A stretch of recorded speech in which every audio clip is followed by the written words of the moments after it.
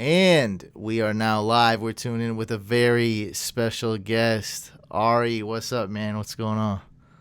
What's going on, guys? Thank you for having me on, Couch. So we got Ari here, pretty big Instagram following. He's known better as a fantasy football expert, and that is on Instagram, fantasy.football expert, correct? Yep, correct. You ever talk to the guy who has the one without the dot? There's fantasy expert who reached out to me a while ago and got mad at me because I stole his name even though I started my account before he did. But yeah, not recently because their owner switched on that account. The owner's switched, so I haven't talked to him recently. But it's come up in the past. Yeah, it'd be so sexy to get that dot out of there, but nothing's ever perfect. It is what it is. But yeah. You got your thing. Let's just talk about the Throne League, right? I got the draft board up. Let's jump right into it. So, man, this Throne League is because you were in it last year, obviously, with me. Mm. It's more intense this year, right?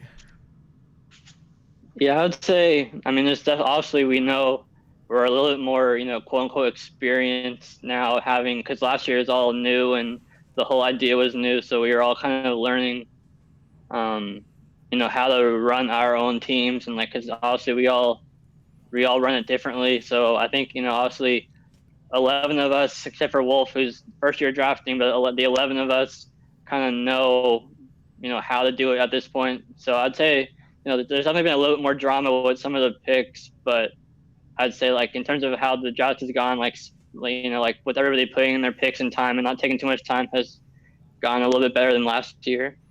For those that don't know, which pretty much almost everyone's listening and watching knows, the Throne League is the first ever followers versus followers league where there's 12 experts like me, like Ari, battling it out, but the followers, our communities, make the decisions. And yeah, I see what you mean, as far as it being I just got on Discord 4 weeks ago, and so yeah, I'm way more prepared. We've known this, we've known how it works, we know we got to communicate with each other and be in that group chat, but it is way more intense. I 100% believe it this year, as far as we have somebody, that dude's named Butler. He's probably trying to get some followers and do it, but he's doing it. I don't know if he's doing anything unethical. I don't think so, but he's doing it respectfully. He's essentially a Throne insider. He took it upon himself to cover this league. So this league is becoming a household name. People care about it. You see, if you notice on your Instagram, random people commenting oh, I hate your pick, Ari, I love your pick, or this guy's got the best team. Not even people, people in different communities, people in different walks of fantasy, I've been seeing it. They're following this just like an esports tournament, or just some, I see the hype and it wasn't really there last year other than our communities. Yeah, I definitely agree. Yeah, there's definitely more, I guess, I'm a little bit bigger of a following in terms of keeping up with every pick. And I have a lot more people, this year asking me every day, who took who. And then, I send them to the link that Smitty created to keep track of every pick. But there's definitely more interest in every pick and who takes who and whatnot. So it's definitely, I think last year, even I say it was new for us, but it's also new for the followers too. And obviously a lot of the followers, that are participating this year were in it last year too. So I think we're all, more engaged and more experienced, you might say, heading into year 2 of this league. Yeah, I think Wolf didn't expect what was hitting him when he was on the clock. Yeah. Well, let's talk about the players and stuff, because it's, I just want to give a little bit of background. But oh yeah, it's been crazy. Our first pick, Zeke. Well, only one person didn't really vote Zeke, and I think they didn't care because they wanted Kamara, but they were whatever. And then the next two were the most extreme ties and the most extreme flip. I didn't see it coming. Most extreme flip flopping and going crazy. And the last one, Allen Robinson, came down to my vote. I was like, look, guys, I'm not voting. I was like, whatever, go with, like, I trust you guys.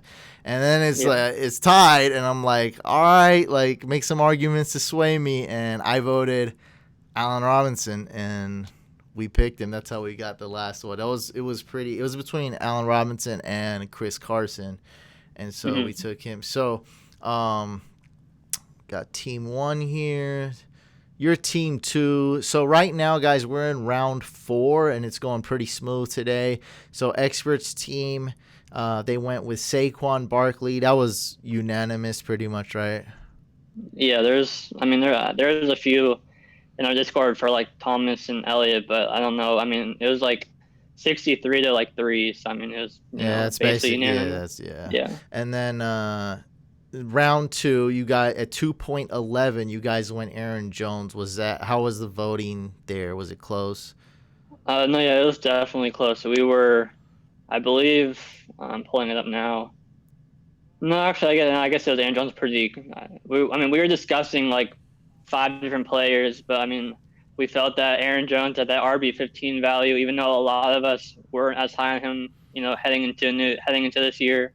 But we just felt that, with how fast running backs are going off the board in the first 22 picks, and Jones, we felt that his risk was baked into that RB15 value that late. So he wasn't unanimous, but I'd say like 70% Aaron Jones. It wasn't a crazy vote. Yeah. So us was again exactly tied with Gurley and Aaron Jones. We even was like, let's go get a couple more, like bring this guy in, bring that guy in, like, and then it just became more tied, and it was just going crazy, and we were debating, and a lot of other craziness happened, and then they were spying on your rankings or posts, and they're like, look, expert likes Aaron Jones, like he's definitely going to be off the board. I was like, look, all these players we like are probably going to be off the board by a 3.04, especially Aaron Jones, and we barely made it there. And then you guys went with DJ Moore. Explain this one. Yeah, that was definitely the more controversial. I mean, I guess not controversial, but in our Discord, the closest, because it ended up being 37 votes for DJ Moore and 34 for Lamar Jackson, so that was super close. A good amount of people said that if it was a 2 wide receiver league, that we would have went Lamar Jackson. But with it being a 3 receiver league, we just want to secure wide receiver 1, just because obviously being the number 2 pick, there's like 20 or 21 picks or whatever it is between our early 3rd and late 4th, and we knew that there would be a run on wide receivers in that long range, so we just wanted to secure our wide receiver 1, and it was DJ Moore at that point. Yeah, but these 3, is this kind of how you would have drafted if it was just you or really close to it? I mean, I voted Lamar Jackson personally. I just think that I think that what this trio with him could offer can make up for the lack of wide receiver, and I think we get a stack up on wide receiver in the middle rounds. However, I mean, DJ Moore is my second choice, and he's still like a number 8, 9 receiver for me this year. So I had no issue with Moore at this pick. I think the 3 wide receiver thing is not as big of a factor to me. Mm-hmm. Now, it's not, but you got Godwin from me last year in the Experts League. Mm-hmm. Me and you had plenty of Godwin battles, and I got Godwin in the community last year. So, a guy like that, which, some people think DJ Moore could be. I disagree. I think DJ Moore is top 10 wide receiver. I don't see the top 5. That's just me personally. Yeah. But he's definitely around here he's good. Yeah, and then okay, and then my team right here, our community, we went Zeke, Todd Gurley, Allen Robinson. And so with Allen Robinson, what it came down, I was like, all right, guys, convince me. My vote, I guess, is gonna complete. Like it's gonna sway it one way or another. It's tied, and everyone came up with some pretty damn good arguments. Like, hey, there's a lot of wide receivers. There's a big fall. The tiers. Like we can fall off a running back tier. We'll fall off a wide receiver tier, but not a big deal. And they were telling a lot of both sides were killing. I was like, look, everyone gets one message. and then they all typed in, and I was like, you know what I'm gonna do? I looked at the injury predictive data, but I don't really go off that, and for some reason they didn't have Carson on there. But I think mostly that's just baloney, kind of looking at like I like to look at it in some cases and just to kind of see, but overall, like, it's, who, like, it's, other than a few players, it's tough to know, like, oh, this guy's gonna get hurt. Like, right, it's tough to predict. Almost near impossible to predict that with most of the players. But I like Allen Robinson pick a lot. I mean, he's my, like, 9. He's like a borderline top 10 from right behind Moore. Like, he's the wide receiver 8, I believe, last year, and I think, say what you want about Foles, but I think he's an upgrade from Trubisky. And then they lost Taylor Gabriel and brought Tegan, and Ginn won't be as much of a factor as Gabriel. So I still think I like Robinson a lot at that pick. Taylor Gabriel's my boy, but regardless, like, what you think of his skill level, I mean, he's like a starter caliber player, but nothing much more than that, I don't think. But nonetheless, I mean, he was like the number 2 option. He's gone. I mean, which is not a big deal. But you know what? No one's argued with me on this is what you said. No one has said Foles is worse than Trubisky. I like all the hate. No one's even said that. You can even say Foles sucks. I was like, look, guys, even if Foles is 10% better, which is not, I mean, he's way better than 10% better. But I was like, even if he's 10% better, that's a lot. That's big. That's a big deal. Like, that's 1 out of 10 passes in theory. And Trubisky, bro, this man is a varsity high school quarterback level in football. And like, I always say I'd take him over a JV quarterback, but varsity is like, man, because this guy's an idiot. Like, and the coach Nagy, I don't know how. I'm not gonna say he's whack yet. I'm not gonna say he's good yet either. I'm very in between. I don't know yet, because I feel like this man can't really call the plays he wants to call with this guy at QB, Trubisky. He's so bad. I mean, he can't make a read. He can't make a read to save his life. It's a complete liability. And Foles has his weaknesses, plural, but the man can run a RPO really good. The man can make a quick read really good. If Nagy draws up a good play, or whoever's drawing up the plays draws up a good play for him, he can run that. And you got a couple good receivers there. I don't know about Jimmy Graham, but I mean, I guess he's gonna start. It's gonna be. So we were, it was very, very tough there. Are there any other, like, teams or anything you see that stood out in the throne so far? Let's see. I like Beast's team with Jacobs, Hale, and Carson. Beast had the 11th spot. Jacobs, Tyreek, Chris Carson, who we were like dang near gonna pick. If I just clicked on the other poll, it would have been Chris Carson for sure. Yeah, I mean, there are some people in my Discord that wanted Carson over Aaron Jones. So, I mean, I think, you have Carlos Hyde there. I mean, I think the biggest argument against Carson is the injuries. But, I mean, last year he was healthy up until that hip injury that he missed, like, the last, like, game of the season. But he was, like, healthy up until that point. So, I mean, I think the biggest factor against him is injuries. But I think he only missed 3 career games. That's what the Discord told me, and I believe them. Yeah. So, I mean, he's been kind of banged up, but I mean, he hasn't, like, missed too many games. And I mean, regardless of, I think Carlos Hyde was just brought in because Penny's going to be on the IR to start the season. And realistically, Penny won't be healthy till, like, I mean, the PUP list makes him miss the first 6 weeks, and he probably won't be healthy like week 8 to 9, after missing all that time and coming back, off the late ACL injury. Yeah, so I don't think he's going to be a factor. I mean, we're so deep already. And the Seahawks have been top 3 the last 2 years in total rushing attempts. So even, with Hyde as the complement, Carson's still going to see his, he's still going to clear 1A on one of the most run-heavy offenses in the league. He was top 12 last year despite missing a game. So, yeah, I think where Beast got him, like, I guess it was late third. I think that was really good value. Also, I forgot between the 8 what swayed me. I'm not swayed myself, but like I had to go off these small details. Like I had to nitpick now. And I looked Yeah. at strength. I looked at strength of schedule. I purposely don't look at strength of schedule because it's like we all have limited time in life, and I feel like that's one of the least factors. Hmm. You factor in strength of schedule? No, not at all, really. Okay, so I looked at it, and Chris Carson had the worst against RBs, Yeah. and Allen Robinson on different. It was different, but it was always top 10, top 12. Like it was really sweet. The Chicago Yeah. wide receivers, and then the hip, which you just said. So Carson's Yeah. expected to come back. I believe he'll be ready week 1, but it is a hip. It is a big injury, and so with that, I just went, all right, I'll go with Allen Robinson.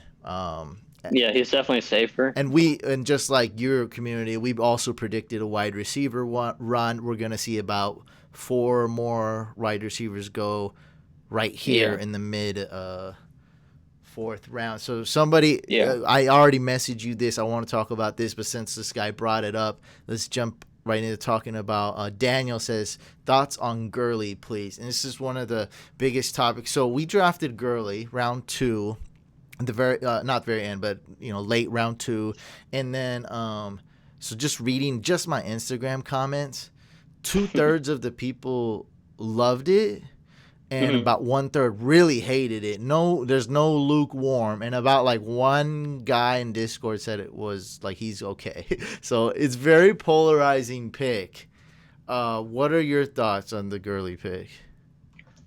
It was definitely a surprise going that early. I'm kind of like I get. I mean, I'll just put it this way. I thought it was a tad bit too early, but I think if he stays healthy, he can earn that value. I mean, honestly, the biggest concern is the arthritis. At least in my opinion, it's the biggest concern. Um, but I think that this situation in Atlanta is one where I think that I think under Dirk Cutter, who's been an extremely pass-heavy offensive coordinator his entire coaching career, I think it will help Gurley in that he'll be the clear lead back in Atlanta. Like there's like Ito Smith behind him. There's like no competition behind him, so he'll be the clear lead back, but he won't be overworked to where the arthritis is going to be a huge issue. I think if he was overworked, that would be more of a concern for me, with his knees. But I think being in Atlanta, where I mean, if you look at Cutter's last 4 seasons with the Falcons, so last year and then 2012 to 2014, he was 26th, 32nd, 27th, 29th in those 4 years in total rushing attempts. So, and he's been like top 10 in those same years in passing attempts. So, especially in that division, they're going to be an extremely pass-heavy offense. However, Gurley's still going to be, he's still going to be see all the goal line looks, and there's going to be a lot of those goal line looks in that offense. And he's going to see all the passing down work. I think Devontae Freeman saw like 70 targets last season. I think Gurley's just as good in the passing game as Freeman. So I think that touchdown upside. I mean, I don't think you want to bet on touchdowns, but I think he's going to get a lot of those looks on the goal line in the red zone, and he's going to see a good amount of targets in the pass game, especially with Austin Hooper gone. Even though I do think that Hayden Hurst does, take over that role, but I still, with Hooper and then Sanu gone, traded last year and whatnot, I think that we saw Gurley finish as the RB14, I believe it was last year, and that was primarily off of the touchdowns. Because he only had like under 900 yards rushing, so I think he's in line for another similar year where it'll be like a high end RB2 with like low end RB1 upside if he can stay healthy. Well, so the two concerns were it is a pass heavy offense, and they didn't, it just wasn't that great running situation. Oh no, so pass heavy offense like you said, and then the arthritis. Now I told everyone not to draft Gurley, or I said caution, beware, don't draft him last year. But last year he was going like 11th overall, and so this year. And plus when I'm doing a snake draft, I don't see a huge difference between late second, early third, and so I think you'd be okay early third. Is that right or no? Still a little early. I mean, I'd say like early to mid third, but I mean, I think that I think holds the upside if he can stay healthy to earn where you So took him. wait, It was just a little bit too early. 3.04, is that too early? That's right where I was beginning to Okay, consider him. so with us, we liked Mike Evans. I like Mike Evans. I posted a lot of pro Mike Evans propaganda, so I like him. Mm-hmm. 1,000 yards with Glennon and Josh McCown. He's got 1,000 yards every year. He's good, but I don't see huge drop off between him and Allen Robinson. So I feel like statistic wise, they're very similar. And Allen Robinson's much more polished now. He's got the experience. When he got the 1,400 with Bortles, that was like a weird year for the Jaguars, and he was still a little raw, but he was dope. Now he's way more polished. So, so those are my concerns as well with arthritis and that. But I think there is a risk with that. But I think just one more, he can hold off one more year. The arthritis to me is more of a long-term concern, and it's a little concern now. So I'm just hoping that he can last the 16 games, and that 1-year contract screams, hey, we're going to use you, and like you said, the depth. Yeah. Now, here's a bit of a question, and so if you're looking on, you can see what I got pulled up. This is Pro Football Focus's kind of like their depth chart in a way. And so Hayden Hurst, I've been told, is a better blocker than Hooper. And they're getting a couple linemen back, and their line's not incredible, but I project the line to be just above average conservatively. Could be better than that. So what do you think about their block? Because they were trash last year when they ran they could not run it was a complete disaster. So do you think there's some hope with this O-line and this blocking? Like they can make some holes for Gurley when they do, give him 14, 15, 16 carries a game?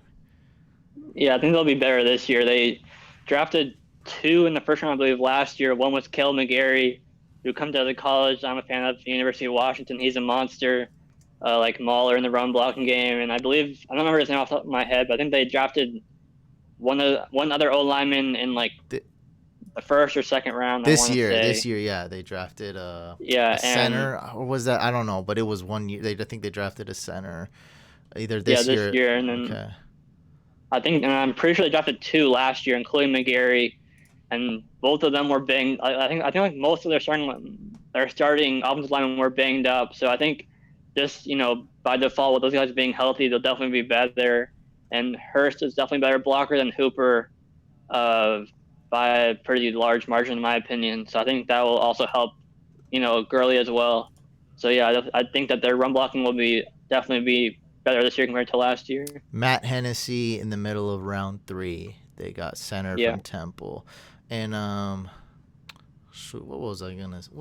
Oh, yeah. So do I, just tell me, so you think their O-line could be above average? Like you think it's not going to be horrible? I think like middle of the pack would be like a safe I said slightly above average, which is probably cool because it's not going to be great. So it was a very polarizing pick. We definitely had a lot of Aaron Jones truthers. That was we did a vote, and then this guy came really brash with we got to do another vote. And I was like, bro, come on. Because we had a lot of players.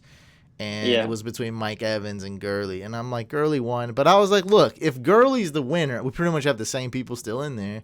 I was like, if Gurley's the winner, he'll win again. And so we did a Gurley versus Aaron Jones. And I'm like, wait, what's going on? Why is this not, it's not adding up in my head. Why is this vote tied? Because Aaron Jones barely had any vote, and then I typed that. I'm like, what is going on? Why is everyone voting? And they're like, was so many people hate Gurley. They just voted Gurley because they didn't want a wide receiver. And I'm like, all right. And I was like, man, we got the graphic ready. That's how, bro, it was so close. We got an Aaron Jones graphic ready. I was like, all right, I'm going to be ordering some cheese. I don't eat a lot of dairy, but we'll get some cheese. We get it. We're psychotic. At least I am. And then I lead the group. Because when we got Zeke, what we did is I was like, what does Zeke like to eat? Because we have to feed him, like starting on like already. And so his game day meal is steak and broccoli. So I got me a biggest ribeye I can get, steamed broccoli. I was like, we have to feed Zeke. You know, like every time we're doing something. So, and now it went all poultry. Got tons of chicken. Some turkey today. Got tons of chicken. We drafted a bird, Todd Gurley.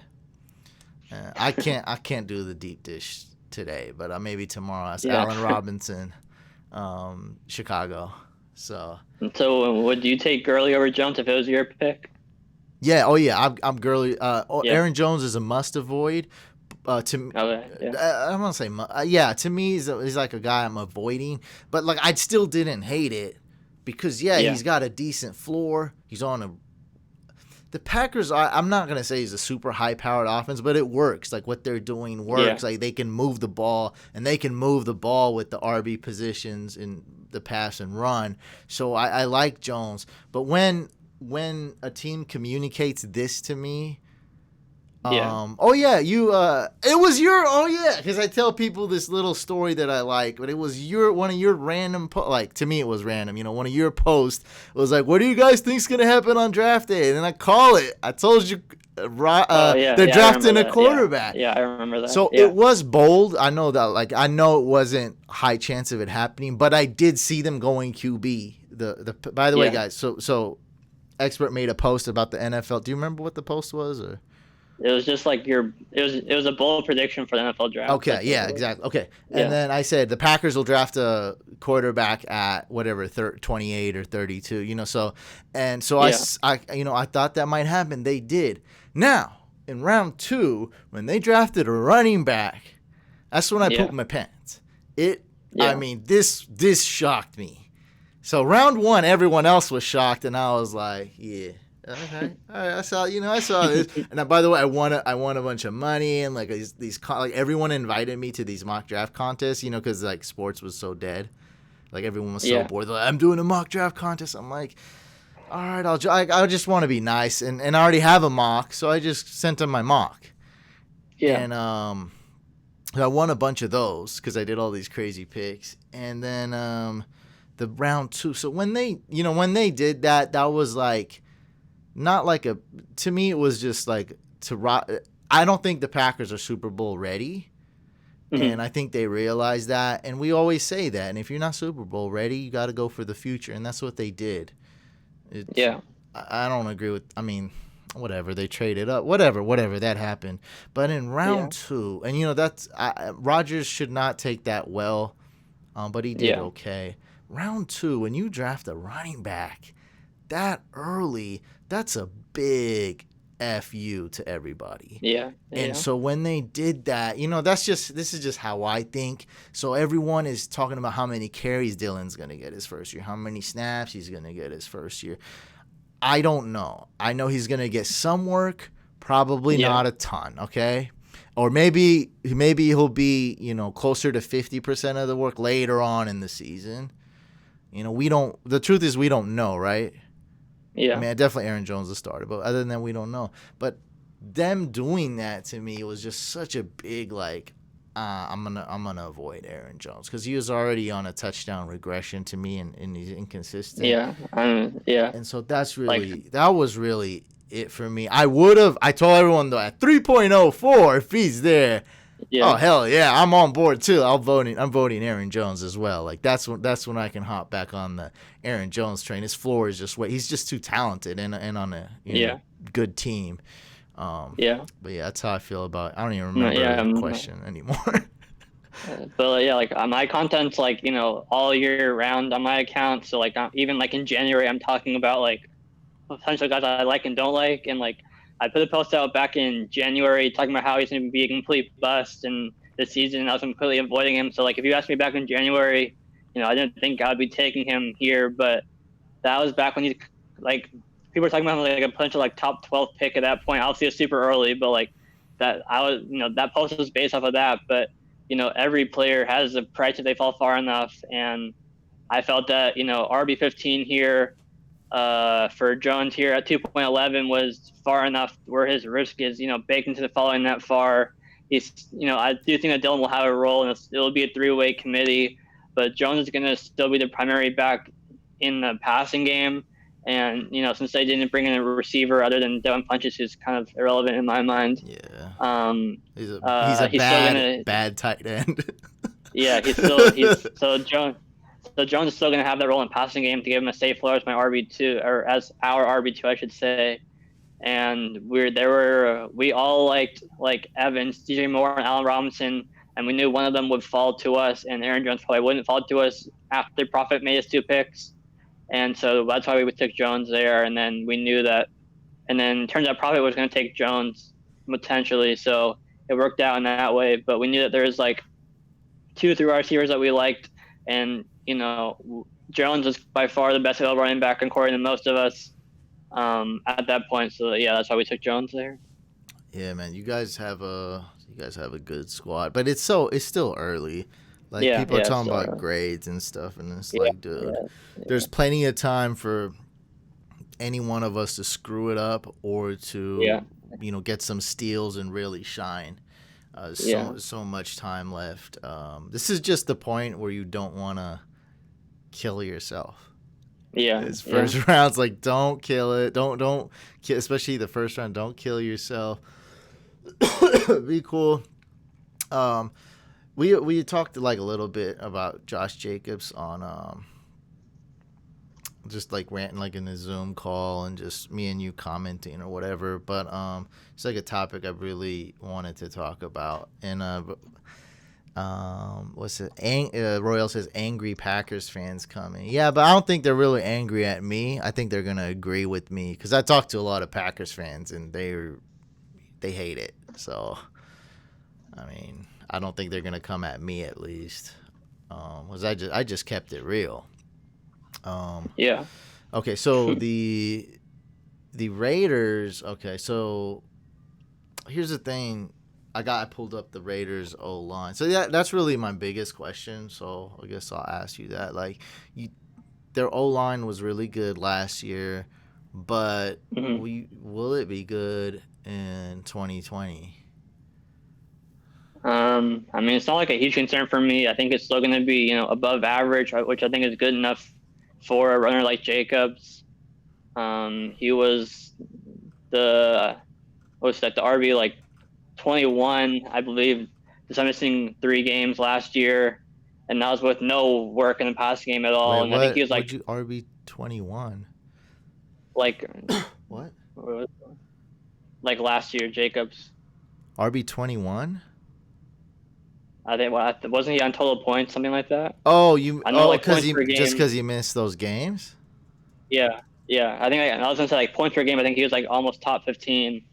But I'm saying he was almost top 20 with missing 3 games and no work in the passing game. And so I think that, with DeAndre Washington leaving, it says right here he's 14, bro. Oh, that's standard. Oh yeah, he didn't catch any. I'm sorry. Yeah, to keep yeah. When you said 21, I just thought he was higher. Yeah. I thought. I mean, he finished. I mean, he was higher on points per game, but I'm saying he was almost top 20 in PPR without seeing any work in passing and with missing 3 games. So I think that speaks volumes to itself, and he's going to see more. I know people talk about, they re-signed Jalen Richard, but the reality is that they let go of DeAndre Washington, and so they had to bring back somebody. They couldn't have no depth in the backfield, so they brought back Richard, but I don't think he's going to see some work in the passing game. But I think that Jacobs just by default is going to see more work in the passing game with Washington gone. And I know they drafted Lynn Bowden too, who's going to be a gadget player, but I'm personally not extremely worried about him. I think Jacobs is going to be I think he's going to see 20, 22 carries a game, and then his work in passing is going to go up. I mean, you're talking about the 2% of people, 1% of people who, I mean, they have, as far as I'm concerned, they have no depth at all. It's kind of similar to Gurley. There's not a lot behind. Yeah, I'm not worried about Richard or Bowden. So I mean, he's the clear workhorse, and the offense I think it revolves around him and their Gruden. I think like they can't. I don't think they can like overly rely on Derek Carr. And then I think that Henry Ruggs was the perfect he was the perfect receiver for Jacobs from a fantasy standpoint because his speed's going to open up the field for Jacobs, but he's not going to take the target share or touches that somebody like Judy or Lamb would have taken if the Raiders drafted one of them. So I think that for Jacobs' fantasy value, I think that Ruggs is the perfect receiver to land it on his offense. Yeah, I think it's good in real life too. Look, I don't love the Ruggs pick. It's not like the best pick, but I didn't hate it when they did that because I thought, you're talking about in terms of fantasy for Jacobs, but in terms for the team because, when they came out with those female versions of all the quarterbacks the other day, Derek Carr had like this angry emo one. And I just left. I'm always trying to get likes. I'm always making jokes. You know me, I always make these stupid jokes. And so I just commented, and I was like, "Check down Queen." And no one on Twitter really likes me. It's fine. People like me other places, just not there. Yeah. I got like a lot of likes on that. Like people loved it, and the man is like averaged the least amount of air yards ever. Like it's crazy. And now they had this is the exact solution to help out Carr, and it's going to help out the team. And then when you throw Ruggs is a deep threat. When you throw the ball down the field, the completion percentage goes way down too. So he's not going to catch them all, but they'll take their shot plays. And it's going to really open things up for Jacobs. And like you're saying, probably get a lot more work in the pass game. We see a lot of these running backs, man. They come into the league and they just don't catch. I think Zeke, his first year, I was like, oh, this guy's just a runner. Gurley, his first year, oh, he's just a runner. Fournette, who, I guess that's like a trigger word to some because he's not like a natural pass catcher. He just was in the situation that the Jaguars had to throw it to him on 3rd and 24. But we've seen this after 1 year or after 2 years, the running back does all of a sudden start catching it. And that's going to happen to Jacobs pretty soon. And Gruden, he's not a liar. He's not a dirty fantasy liar like that Sean McVay, who I hate. I hate that guy. Sean McVay, he's so expired, bro. Such an expired dairy product. Throw him away. Or the Rams are going to – I feel like the Rams are going to be done soon. Mm-hmm. Do you see it? Or they're close to being done. They're implode. They're in the middle of imploding. We're seeing the. Yeah, I mean they're definitely not in good cap situation with Ramsey and a crap situation. Yeah. Yeah. They just. But another point that we didn't even bring up is that he was playing through a fractured shoulder for the second half of the year, and I think that also played into him not getting as much work in the passing game. I think that him playing through that shows you his grit and determination to stay on the field for all 3 downs and just want to play his heart out. So. All right, we're gonna talk about Mixon, but let me hit up the chat because I appreciate these guys in here. I know you're reading it. Is there anything we missed in this chat? Who's on the clock? Oh, you were. So I have to go for 1 minute. Can I? Yeah, go. It's all good. I'll be back in 1 minute. He's gonna use the bathroom. I don't know why I didn't just say he's gonna use the bathroom. Beast took Juju, Analyst took Woods, and State of Mind took Thielen. Beast just hasn't put in his pick, and Fix is on the clock. So that's where we're at right now with the Throne League. What are we at? Nelson Aguilar on the wide receiver depth chart. I like to make this joke.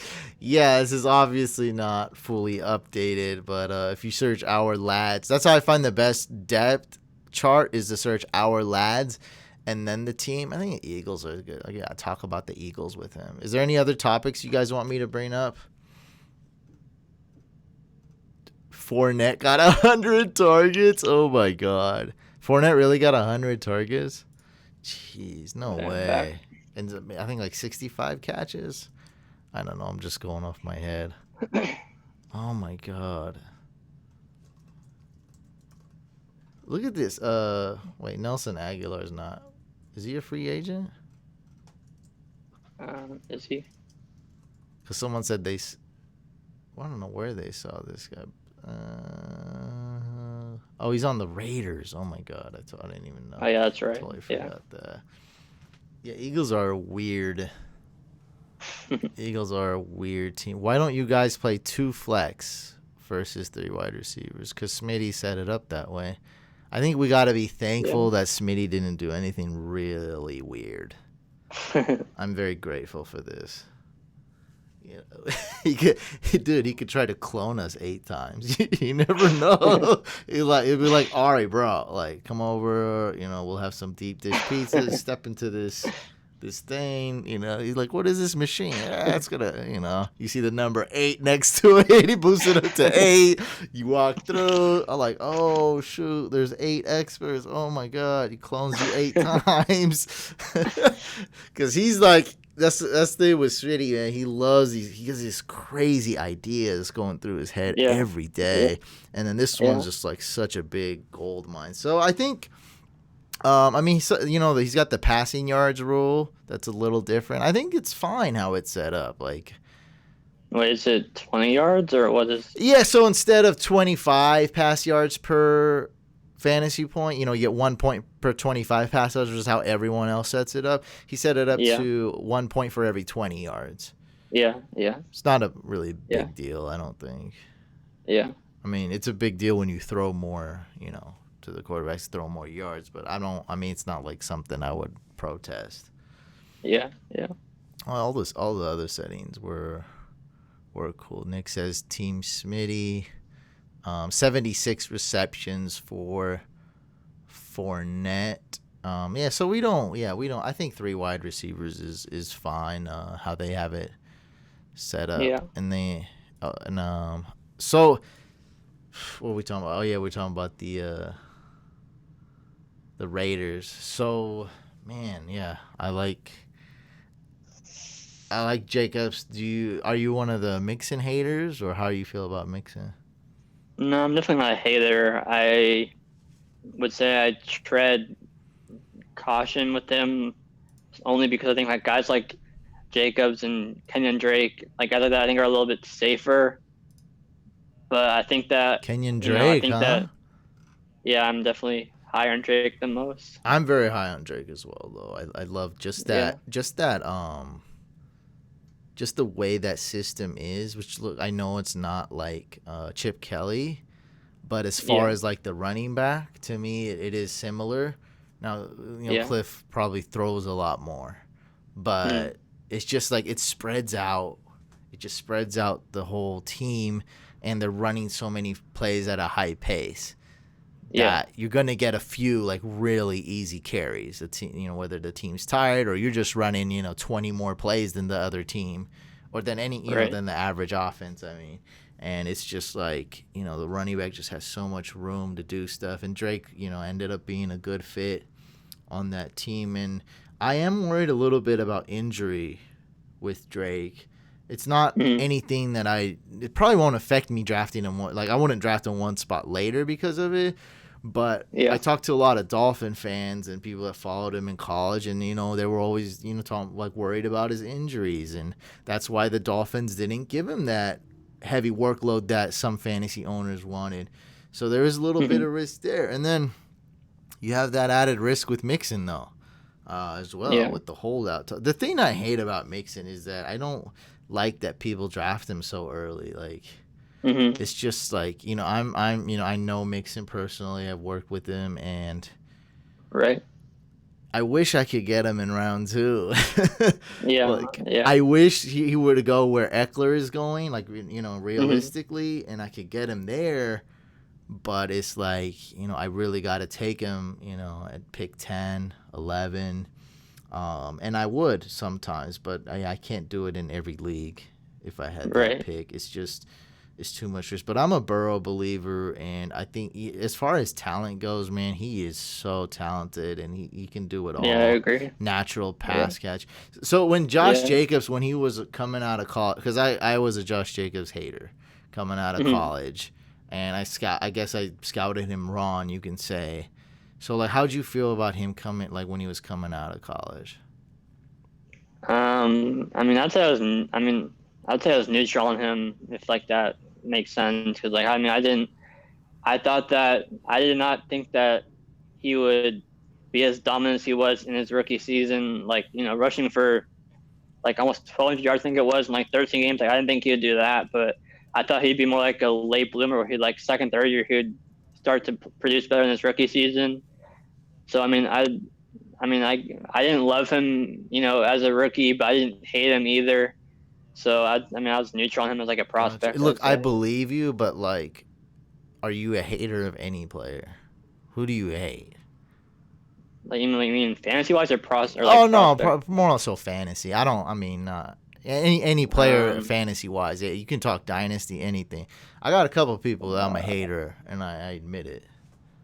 I don't know. I just think, who are the people who do you hate? Well, I've been the most popular Instagram post I did was a Cam Newton lowlights hater compilation, and I got it. Do you remember that one? I think so. Yeah, it was mainly him in press conferences. The most of it. Yeah, I remember. Yeah, it's got like 27,000 views, which is very high for me. On Instagram, it's just crazy. By the way, I truly believe Instagram views and likes are real. Facebook and TikTok, I think they're fake. Because I have a video on Facebook that's like 2 million like views. Like I think it's total crap, bro. It's not real. Like it's not. And then I started TikTok for 4 seconds, and I'm like, all right, 670 views. Yeah, right. Like I don't believe that. Like why? Like no. Or it's just like a crazy amount of people that watch it for like a third of a second, and to me that shouldn't count for a view. That should count like them hating. They should hate it. That shouldn't. I don't know. Whatever. Anyway, so Cam Newton, I've always been a hater of, and I've said it plenty of times. And then the flack I got that some people, one person defending him. We went back and forth for like 2 days. Someone on comments is like, dude, I love your content, bro. Like, me, I'm not like, I don't talk. The trash I talk is all out of love. Like, you get that, right? It's all I joke. Like, so he's like, you're very, like, he knows me. Like, he sees my content. He knows, like, I'm not a mean guy just to be mean, or I don't have hot takes just to like have a hot take. He's like, why are you doing this content and attacking this guy off the field? And I'm like, that's what counts.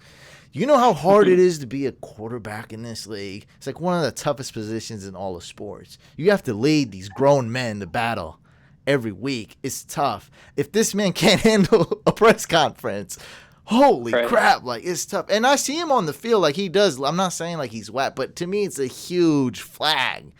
When you just like when the Packers drafted Dylan, that communicated a lot to the fans, to the team, just was pretty powerful. When they drafted Dylan. And so when Cam messes up on one press conference, whatever. Everyone's human. When he does it 3 times, when he makes a sexist remark against that lady and loses it, dude, you can't hold on to the football. Okay, like how hard is it to hold on to an Oikos sponsor? Is that hard? Yeah. Oh, it's so hard to hold on to some yogurt sponsor?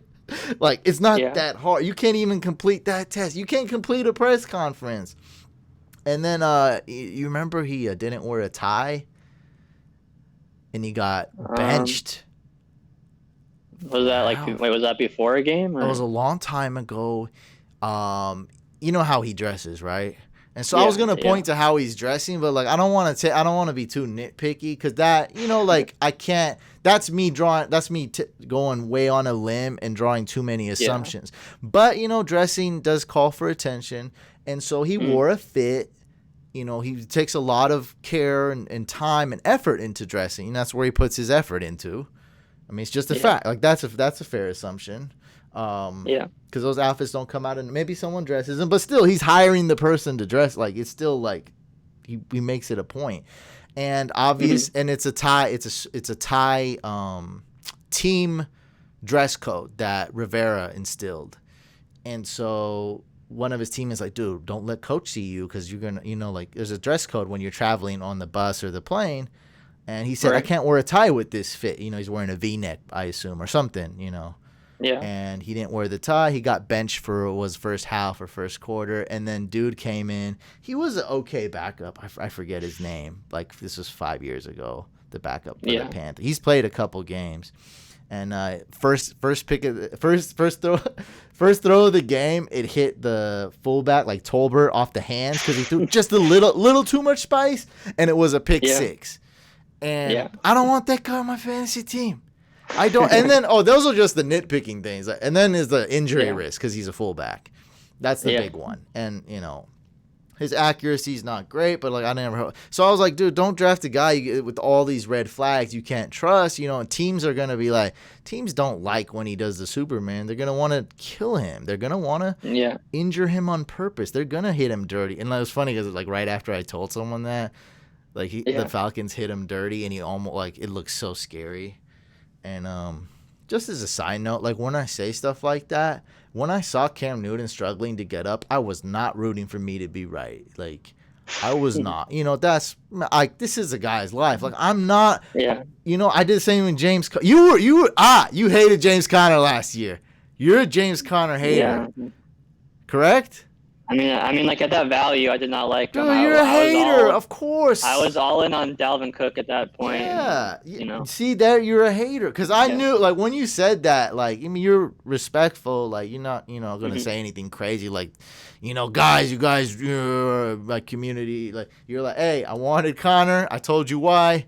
But I'll roll with it, and that's fine, So I was a James Conner hater too, but don't get that. And people sometimes, people sometimes like, you're not rooting for this cancer survivor. I'm like, no, that's not the case. I hope I'm wrong, but as far as giving fantasy advice, I have to just give you my real advice, and this is it. Like, avoid James Conner last. He's going top 10 overalls.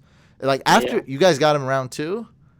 Yeah, we got him a little bit later, but I still was all in on Dalvin Cook at that point. Like, so you got him like early. I don't remember at all where you were. Early we round had him, 2. I want to say we got Devontae Adams at like 1.8. So that would be like 2.05 or 2.5. Yeah. Yeah, I got it. Here actually. So like at that point, like I didn't hate Connor like at that value, but like compared to Dalvin Cook who was still available. Like, it was 100% Cook for me. And my Discord wanted Cook too. But like I said before, last year, first year, running the team in the Throne League, I just stuck with the story poll for every pick. And it was Connor by a decent margin because, people didn't like Dalvin Cook at that. They hated Cook at that point. Yeah, so it was 2.04. And then, so you were a James Conner hater, even though you guys got him, like, slightly later. Because he was going around 12, 14, 10. You guys got him at 16. Yeah. I found a guy that you're a hater of. Because, you clearly, like, you did not like him last year. Like, let's be, like, he was a must-avoid, right? Yeah, for the most part, yeah. You're not getting him in round 3. Yeah. Like, I've never seen him fall to round 3 where I would maybe, when people ask me too, it's like, I was like, I'd consider him in round 5, round 4 maybe. And then, they think I'm just like totally out there. Like, what are you talking about? Like, he's on my avoid list. I'll see if they had any, they're just talking amongst themselves about like did you see anything? Do you reading the chat?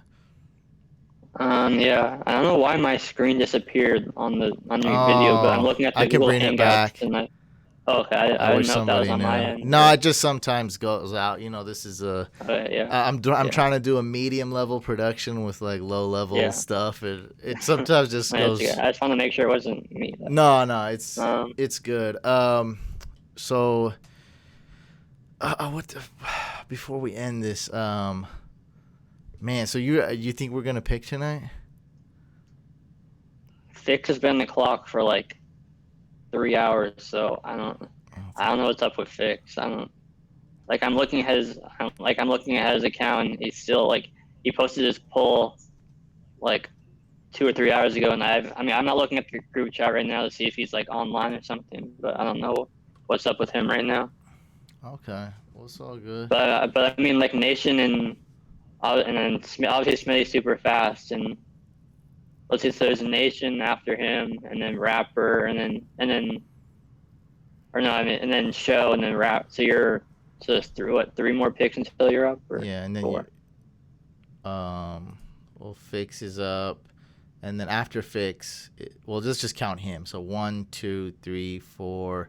Yeah, so we're waiting for four more players to go, and then I think it'll be close tonight. Yeah, yeah. I don't know where It's Fix probably is, not because Fix has gotten like he may not even like we don't know. Yeah. You know, he's a wild card, and then yeah, we don't know that. Yeah. This was what I want to talk about. So Kevin Stefanski. I was just bringing it up the whole thing, and then I like one right before this started. I love one of the comments we got, and then this guy just said neither, and he's talking about Dalvin Cook. So I named this Dalvin Cook versus Chubb. So yeah, probably people are gonna hate me, but I gotta name it something. I don't know. It's a live show. I don't know what we're gonna talk about. Did you watch their Instagram debate? Yeah. Oh man, it was so entertaining to me. And Rapper's look at that one time that Smitty did the video on was hilarious. Yeah, it was hilarious. And then, but the debate, like, I really went into it with the negative mindset, like, all right, this is, I don't like. Sometimes I don't want to listen to like long stuff, like, and I was like, I have work to do. I was like, let me put it in the background, and then I'll work, and then I was like mesmerized, and I stopped doing what I was doing, and I was just looking at these guys, and I was like, wow, this is so like, because this is it's a genuine like real debate, because like reality TV, it's the producers pushing stuff, it's all scripted and edited or like kind of scripted, and this is just raw, uncut, it's live, it's real, and it was just amazing. I was just very entertained by it, and because everyone in my Discord like was and in the community is loving it, and it's like, yeah, this guy who drafted Chubb 5th overall, this guy who drafted Dalvin 6th overall is arguing. And I'm not even really hating. Like, I mean, I was surprised at the Dalvin pick, and I do think Chubb was early, but I do like Chubb a lot. So what are your thoughts between these two and where they went? No, I get the injury risk with Dalvin Cook, but I still think he's a top, like, I still like him in that 5 to 6 range. I'm not worried about the holdout with the new CBA rules. Like, literally, if Cook holds out into training camp, then this year does not count, even if he plays the entire year. But if he holds on to training camp, this year does not count. And so then that means next year he'd be a restricted free agent, and then the Vikings could put a first-round tender on him, and no team's signing him to give a first-round pick. And so then they would bring him back for, like, I think, like, the first-round tender is like $4 to $5 million. And so he'd literally be losing out on like $8 to $9 million potentially by sitting on training camp. So, like, obviously anything can happen, but I'm not worried about. But what you said, okay, let's say he sits out, then plays the next year, and does that. So your argument is saying it would be dumb for him to do that. I think on Cook's end, if he wants some money, it would be dumb to sit out into training camp. But we don't know exactly what he wants. And and we just seen 2 dumb decisions be made in this exact basically scenario with Bell. But that was before the new CBA. This is true though. This is true. That does really squish everything. Like it does. They made it on purpose in the CBA to make it harder for running backs to hold out. Like for that reason. I got you. But with all this craziness going on in 2020, how about if the man just doesn't feel like it? Which is dumb. Don't get me wrong, and it is crazy. Yeah. But we have seen a little bit of dumbness and craziness and stuff and in hindsight, they just flat out didn't work. Bell didn't get what he wanted and got it less, and now he's playing for Adam Gase. It's not a fun time playing with the mono quarterback. And then Melvin Gordon, they offered him $10 million or just above 10, the Chargers, and he declined. Now he's getting 8. So it didn't work out. So I'm just saying, let's say he makes, and for him, he might just be like, it might not be dumb for him, because I know every player wants money. I get that, but they also want other things too. They want the security, they want the long term, they want the respect. And like Jamal Adams is saying right now, I'm not like defending Jamal Adams, but just like what he said, that they seem to kind of promise him something, or they seem to, tell him, your plans for our future, we're going to respect. Like he was led to believe with these talks, and then when he calls the phone, they don't even pick up. And Yeah. so to him, what he's saying, he might be lying or it might be part of negotiation. To him, he's saying like, hey, I'll settle for less money if I get to play for Dallas. He's pretty much saying that, Mm-hmm. like from what he was promised. So I'm just saying, like, with that chance, you don't think even realistically, like even 3% chance or 5% chance, hey, it's 2020, it's a crazy year. I got these personal things going on. All these things are going on in the world. I'm just going to hold out. I don't want to play on this crappy Vikings team, which could be kind of, this team could be kind of sinking right now a little bit. Mm-hmm. Maybe not, but maybe.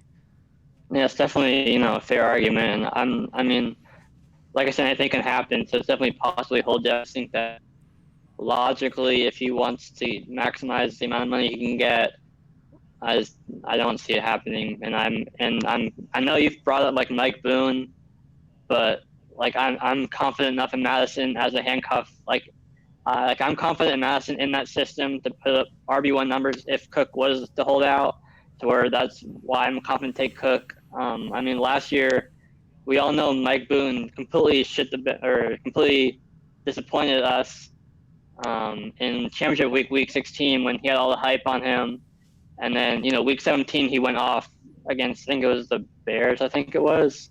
But Madison was also hurt in that range, and so I think that I think Madison showed enough when he was healthy to where he'll be the workhorse if Cook was to hold out. And so I think bottom line for me is I'm confident enough in Madison in that system to where if Cook does, I feel like a 5% chance he holds out, to where if he does hold out, that I'm confident enough in Madison to still take that chance on Cook, I guess is what I'm trying to say. I mean, sometimes you gotta take a risk. So a lot of people did that with Zeke last year. Like, look, man, Zeke's my guy. I'm gonna go for it. I get that. So just one more question about Dalvin. So let's say there's no holdout. Let's say he signed a contract or he's like, I'm playing. No concern with the holdout situation. You would have him number 3 overall, number 4 overall. Like, where would you have him without the holdout? I before the holdout came up, I had him at number 3. Okay.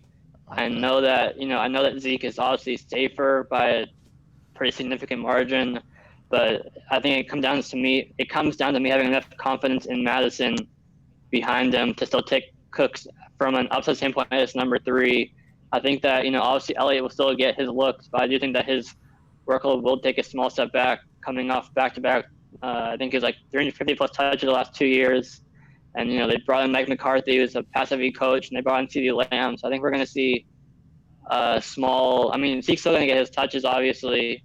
But I think that, Cook's going to be the whole Vikings offense, and that scheme even without Stefanski, or as Robert says, Stefanski, I think that, under Kubiak, they're still going to be run heavy offense. So I think from a pure upside standpoint, and me having enough confidence in Madison, like in rounds 8 to 9, is what gives Cook the edge over Elliott for me.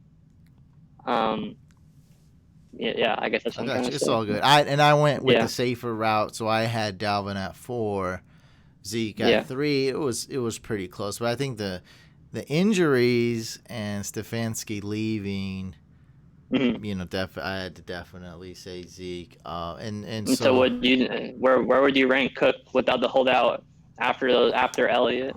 I just did my rankings. I don't even know where he's at. Like in 4 to 6 overall range, or not even that high? I think I would take Jacobs ahead of him, and I would take Mike Thomas ahead of him, and then maybe I would consider Dalvin.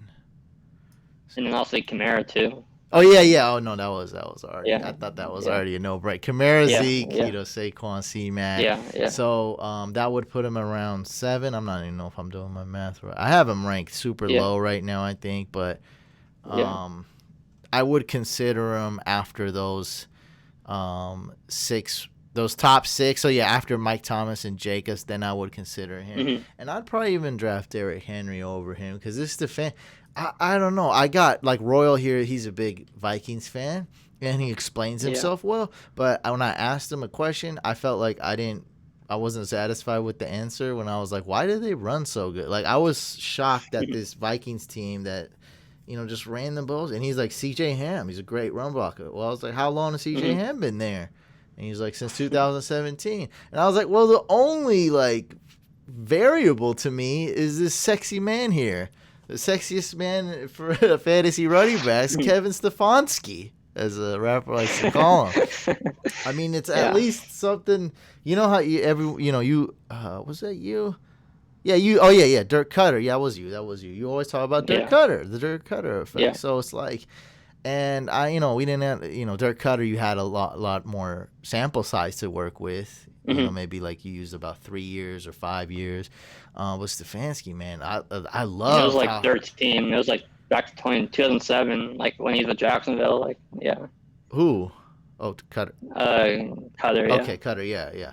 Or Coder, however you say it. I don't know how you Dirk say Cutter, it. I think. I say Dirk Coutier, and that's definitely not how I do. Like the Tarjay. I just make it sound fancy. Close enough. Yeah. I do it on purpose. So Stefanski's moving on to Cleveland. What are your thoughts with Rapper taking Chubb at 5, and just like your overall thoughts with Chubb? Yeah, like I'm like you. Like I like Chubb more than most. Like I'm not worried about Hunt. I think under Stefanski, they're gonna run the ball enough to where Hunt and Chubb can both, pay out their value. I would not take him top 5. I think that that's like his you're taking him at his ceiling almost, which I know Rapper has him like number 3. So in Rapper's mind, it's not his ceiling. So that's part of why he took him. And also just it's his guy. So. And he wasn't going to follow him around 2, so he just wanted to get his guy. So I definitely can understand why he took him there. Why didn't he just trade down? No, but you think nobody would trade? I think just nobody wanted to trade. I think, yeah. Or he just stayed there on purpose, is what I think, actually. Yeah, I don't know. My theory. Maybe he just want to make a statement too and just take Chubb top 5. That's my theory. I think he just stayed there. Like he thought, across his mind, he's like, nah, I'm gonna do this. I'm gonna stay. Yeah. Smitty was trying to trade all day. I got the receipts to prove it. But back to Chubb, I think that I hate to compare it to this because it's kind of an outlier in recent years. But like when Kamara and Ingram were both like top 10, like I think it was like 2017. I don't think that Hunt is going to be top 10, like they both were. But I think that Chubb, as the early down workhorse in this offense, is going to still see 20 to 23 touches a game. I think that, I wouldn't take him top 5, but for me, he's still a late first round pick in the system where they heavily upgraded the offensive line. They traded for a fullback, Janovich, I think was his name. And then also you have Stefanski bringing in the scheme. I think, they're going to want to run the ball to open up the play action for Mayfield and Odell Beckham and Landry and Hooper. And so I think that, this offense is crowded on paper, but I still think that they're going to be, top 3 to 5 in rushing attempts, and Chubb's going to be the biggest beneficiary of that. And I think that, even though Hunt's going to be the primary passing down back, I think Chubb by default will see more looks in the passing game. Last year, he was also extremely unlucky. I think he was like second in carries inside the 5. We saw the Kitchens goal line disasters. That's what. Yeah. I did. And so I saw that. I saw those live. It was awful. Yeah. So I think this, all things considered, I think Hunt is there, but I think that they can both produce in this offense under Stefanski, and I think that they're both fine where they're going at ADP wise. So yeah. So you like Dalvin around 6? You would take him, or even 5. Yeah. And then Chubb, you would still take round Chubb's 1. Probably 8 to 10, I'd say. Yeah, probably 8 to 10. Close to Jacobs, but which is still.